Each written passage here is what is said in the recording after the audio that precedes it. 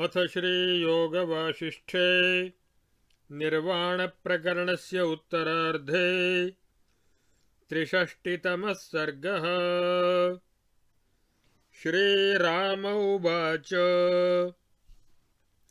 तव स्त्रिया स्वरूपेण देहेनाभूत्तया कथमुच्चारितास्तत्र वर्णाः कचटतादयः। श्रीवसिष्ठ उवाच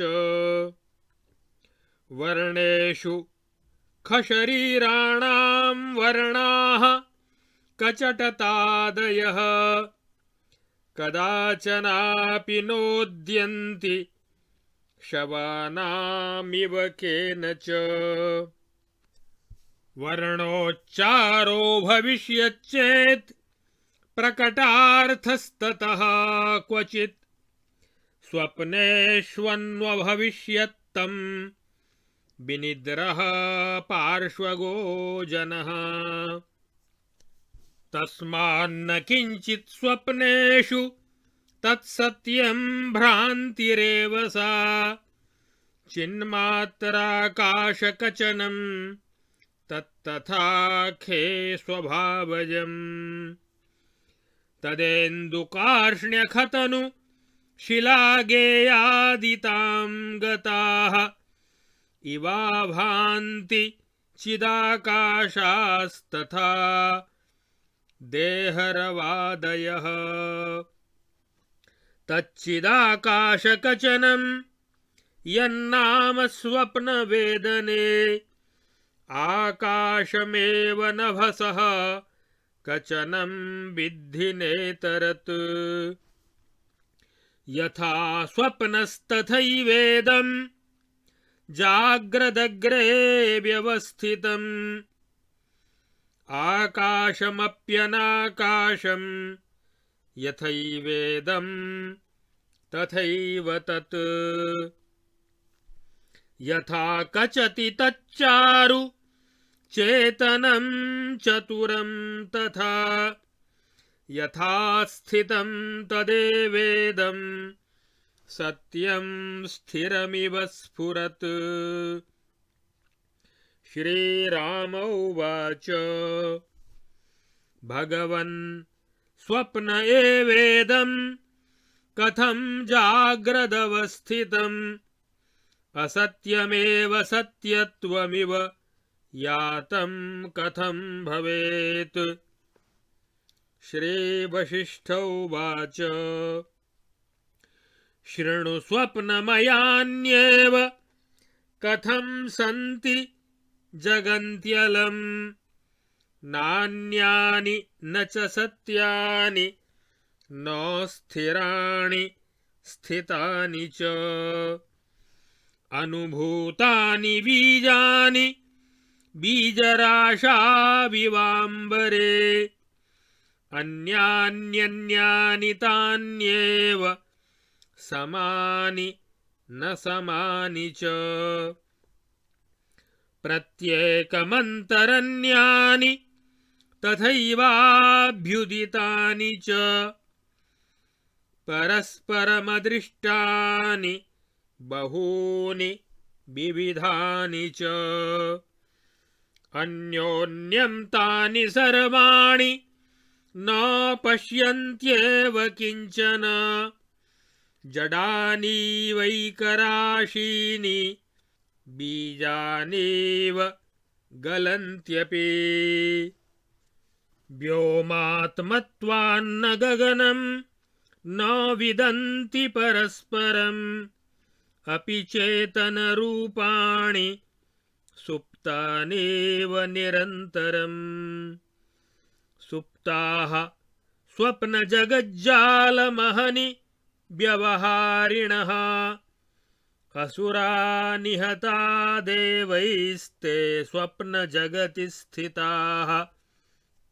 अज्ञानान्न गता मुक्तिं न जाड्याज्जडतामिताः न देहवन्तः किं सन्तु विना स्वप्नजगत्स्थितेः सुप्ताः स्वप्नजगज्जाले स्वाचारव्यवहारिणः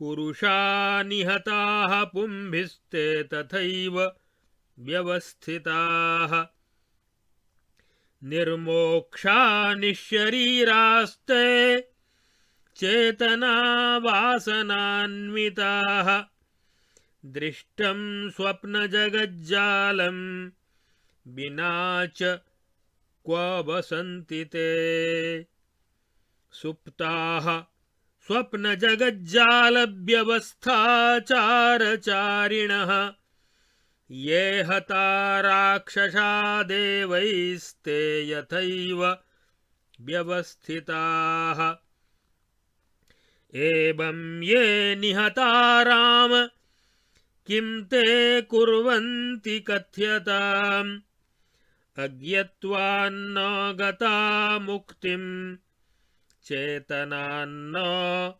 दृशस्थिताः साद्र्यब्धुर्बीजनं दृश्यमिदं सर्वं यथा स्थितं चिरायानुभवन्त्येते यथेमे वयमादृताः तेषां कल्पजगत्संस्था यथास्माकं तथैव ताः अस्माकं जगति संस्था यथा तेषां तथैव च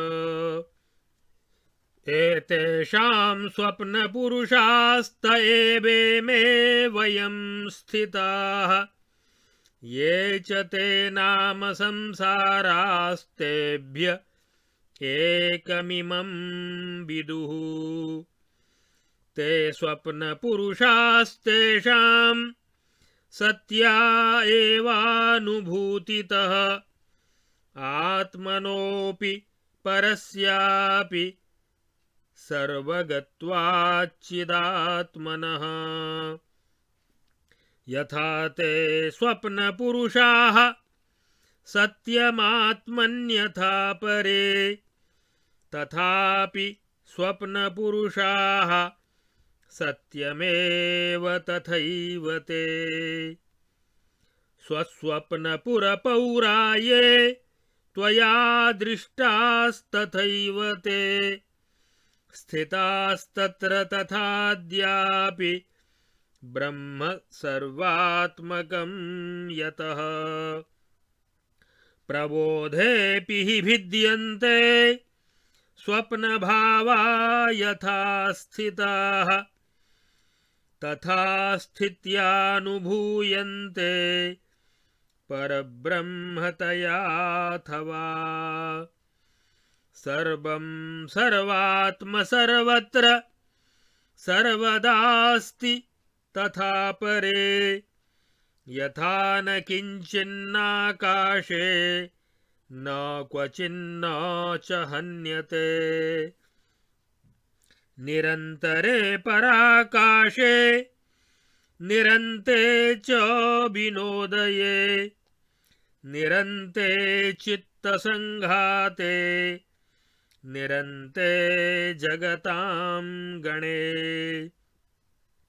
प्रत्याकाशकलाकोशं प्रतिसंसारमण्डलं प्रतिलोकान्तराकारं प्रतिद्वीपं गिरिं प्रति प्रतिमण्डलविस्तारं प्रतिग्रामं पुरं प्रति प्रतिजन्तु प्रतिगृहं प्रतिवर्षं युगं प्रति यावन्तो ये मृताः केचिज्जीवा मोक्षविवर्जिताः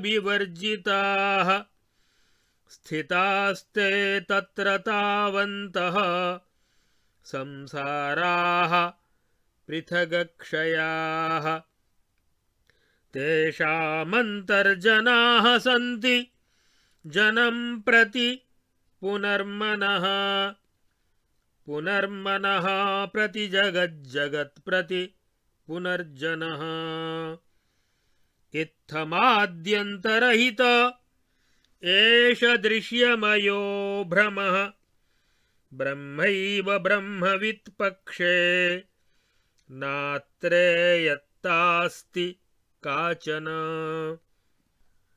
कुड्ये नभस्युपलके सलिले स्थलेऽन्त श्चिन्मात्रमस्ति यतस्तदशेष विश्वम् तद्यत्र तत्र जगदस्ति कुतोऽत्र संख्या तज्येषु तत्परमथाज्ञमनः सुदृश्यम्। इत्यार्षे श्री वासिष्ठ महारामायणे वाल्मीकीये देवदूतोक्त मोक्षोपायेषु निर्वाण प्रकरणे उत्तरार्धे पाषाणोपाख्याने जगत्तत्त्वैक्य प्रतिपादनं नाम 63तमः सर्गः। अब आगे इस योग वासिष्ठ महारामायण के निर्वाण प्रकरण के उत्तरार्ध के 63वें सर्ग में स्वप्न जगत की भी ब्रह्मरूपता एवं सत्यता का प्रतिपादन किया गया है। श्री रामचंद्र जी ने पूछा, हे मुने, मुख जीभ आदि अवयवों से रहित एकमात्र संकल्प रूप देह से आपका उस स्त्री के साथ संभाषण आदि व्यवहार कैसे हुआ? उस दशा में आपने क च ट त प आदि वर्णों का उच्चारण कैसे किया?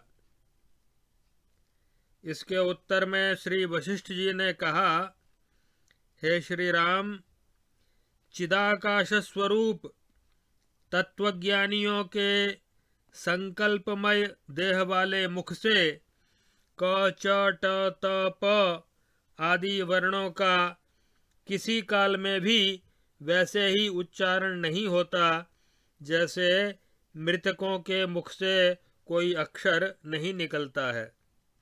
अर्थात यह सब स्वप्न की भांति ही वहां भी हुआ।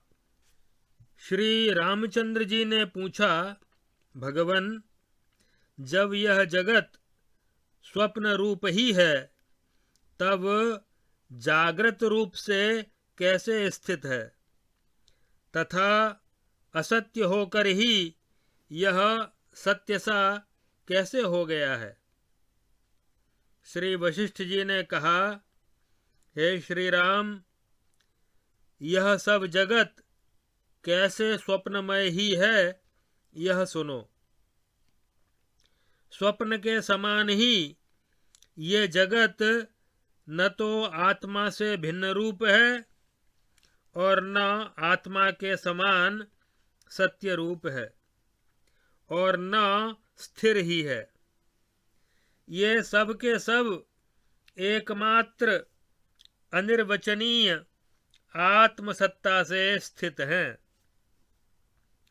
वे सब जगत एक दूसरे को किंचन मात्र भी नहीं देख पाते तथा कोठी के भीतर रखे गए जड़ बीजों की एक राशि की तरह भीतर ही भीतर सड़ गल कर नष्ट भी हो जाते हैं और नष्ट होकर भी बेचेतन रूप ही रहते हैं, सर्वथा शून्य नहीं हो जाते। वे आपस में एक दूसरे को नहीं जानते। अज्ञान से उनका चेतना रूप ढक जाने के कारण निरंतर सोए हुए के सदृश स्वप्न का अनुभव करते हैं। सोए हुए स्वप्न रूप जगत जाल की व्यवस्था के अनुसार व्यवहार करने वाले जो राक्षस स्वप्न में स्वप्नगत देवताओं द्वारा मारे गए, वे अब भी उसी स्वप्न में स्थित हैं। हे श्री राम, बताओ तो सही, इस तरह जो स्वप्न में मारे गए वे क्या करते हैं? अज्ञान के कारण मुक्त नहीं हुए तथा चेतन होने के कारण पत्थर के सदृश भी स्थित न रहे। वे लोग पर्वत, सागर, पृथ्वी तथा अनेक जीव जंतुओं से भरे इस संपूर्ण दृश्य प्रपंच को चिरकाल तक उसी तरह अनुभव करते हैं जैसे हम लोग करते हैं।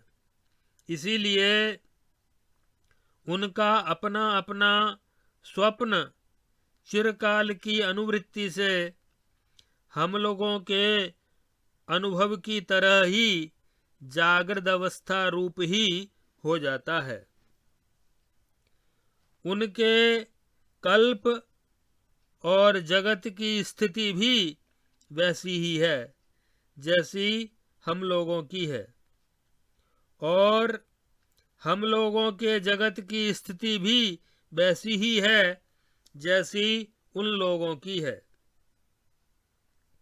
उनके स्वप्न के वे पुरुष अपने तथा अन्य पुरुष के भी अनुभव से सत्य ही हैं, क्योंकि अपनी तथा दूसरे की सत्ता का निमित्त भूत जो अधिष्ठान स्वरूप चेतन है वह सर्वव्यापी होने के कारण सत्य एवं सम है।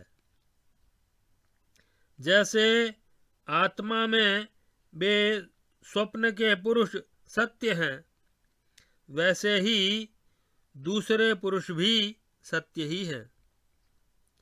जिनका प्रत्येक स्वप्न में मुझे अनुभव होता है वे सत्य ही हैं। तुमने अपने स्वप्न में जो अनेक नगर तथा नागरिक देखे थे वे सब के सब वैसे ही अब भी स्थित हैं, क्योंकि सर्वव्यापी ब्रह्म सर्वस्वरूप है। भीत में, आकाश में, पाषाण में, जल में और स्थल में सर्वत्र भिन्न भिन्न पदार्थों के अंदर चिन्मात्र परमात्मा ही विराजमान है। वही संपूर्ण विश्व रूप से स्थित है।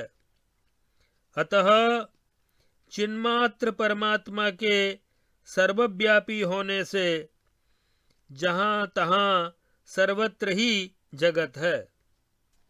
अतः इनकी संख्या यहाँ कैसे बताई जा सकती है? अर्थात नहीं बताई जा सकती। तत्वज्ञानियों की दृष्टि में वह सारा जगत परब्रह्म रूप ही है,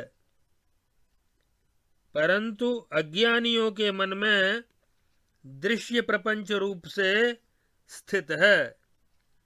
तत्वं पूषन्न पावृणु सत्यधर्माय दृष्टये हिरण्मयेन पात्रेण सत्यस्यापि हितं मुखं तत्वं पूषन्न पावृणु सत्यधर्माय दृष्टये।